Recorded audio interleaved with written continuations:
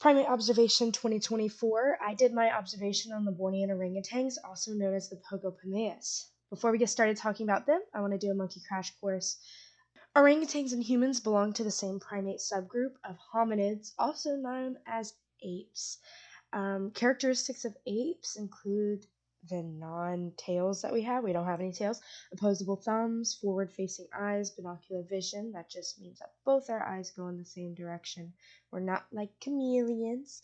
And then we also have unique fingerprints and higher brain-to-body size ratio. So we smart compared to other animals. Now we're going to go into the taxonomy of orangutans. About 20 to 25 million years ago, bear with me, Cerapithidae and Homidea, the old world monkeys and the apes split. So, cool. Sapithecus was the last direct ancestor of both orangutans and humans, and they split about 12 million years ago. Nature's redhead, the orangutans. Some cool facts about them is they are the third heaviest non-human primate and the largest arboreal species, so tree-dwelling mammal. It's outrageous. Standing upright, the males are about 3.2 feet and can be nearly 200 pounds. Females are about 2.5 feet and between 88 and 110 pounds. And this goes for the Bornean orangutans. They have great sexual dimorphism. The males have these flat heads and flappy cheek pads that can help accentuate their voice to females in the wild. They have very slow metabolisms relative to body size. So orangutans in captivity can easily become overweight. From looking at the ones at the Lowry Park Zoo, they looked relatively healthy. The male may have been slightly overweight, but it could have also been from the sexual dimorphism. I'm not an expert on weights of orangutans, so. They spend 80 to 90% of the time in their trees, so their arms are 1.5 times longer than their legs. Their shoulders are wider than their hips because they spend so much time in the tree canopy. Mobile hips and flexible knees and ankle joints to jump and stick landings are really helpful in that environment. They also have opposable thumbs and big toes to keep onto branches and to pick things up and grab berries or whatever else. Now we're going to get into the specific orangutan that was studied at the zoo. Bornean orangutans are an island ape from Brunei, which is around Indonesia, and they reside in the canopy of the island's rainforests, swamps, and mountain forests. Comparing the zoo habitat with this beautiful environment is like apples to oranges. The real question that we should be asking is the habitat serving the need of the orangutans in a fulfilling and healthy way? Short answer, it could be better. Orangutans are arboreal, so you can view the space available in a 3D way, taking into account the land and canopy available to them. The land space was not huge, but orangutans in the wild tend to spend 80 to 90% of the time in the trees.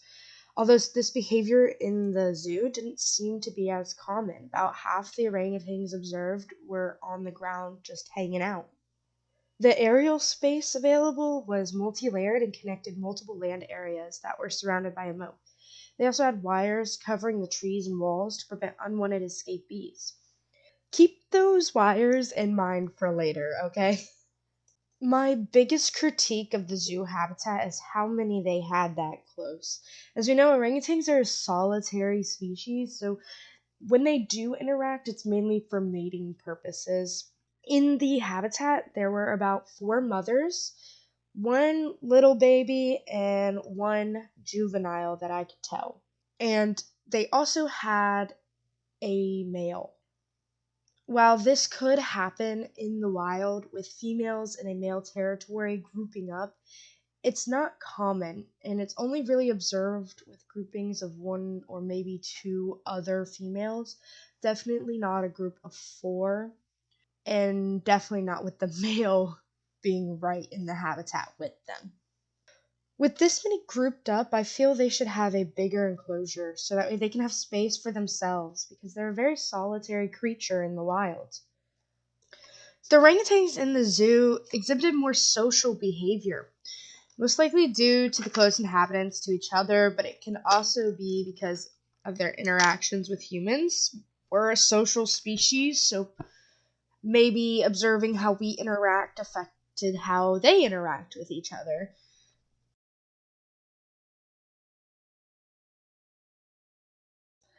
I'm going to tell you guys about the story of Toby, who is a juvenile male there at Lowry Park Zoo. So, I was not actually here for this, unfortunately. I think I was going to grab food or something. And of course, the most interesting thing happens while I'm away. So, I have limited clips of this event that happened. But Toby essentially picked up a palm frond and started swinging it around a tree, as shown in the video. We weren't quite sure what he was doing, but then he caught one of the wires and started pulling on it. And he couldn't quite get it down. It was really hard to pull down. So he ran around to this rock and put his feet on the rock to get leverage. He went behind it, put his feet up, and started pulling with the rock to keep him steady. He finally pulled the wire free, and it fell down. He went over to investigate it, and he licked the wire.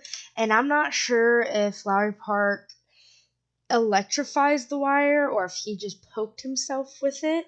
But whatever it is, he got really scared and he ran to the main areas, probably to find his mom. And all of the orangutans, not just his mother, but all of the mother orangutans and the one male that was there, all came over to check him out and make sure he's okay. After this whole fiasco of him tearing it down and all this, my mom wanted to go tell the zookeepers about it and kind of tattletale on him. And that was when the zookeeper told us that that's Toby, and Toby does that a lot. He likes to get into trouble, so they're very smart creatures.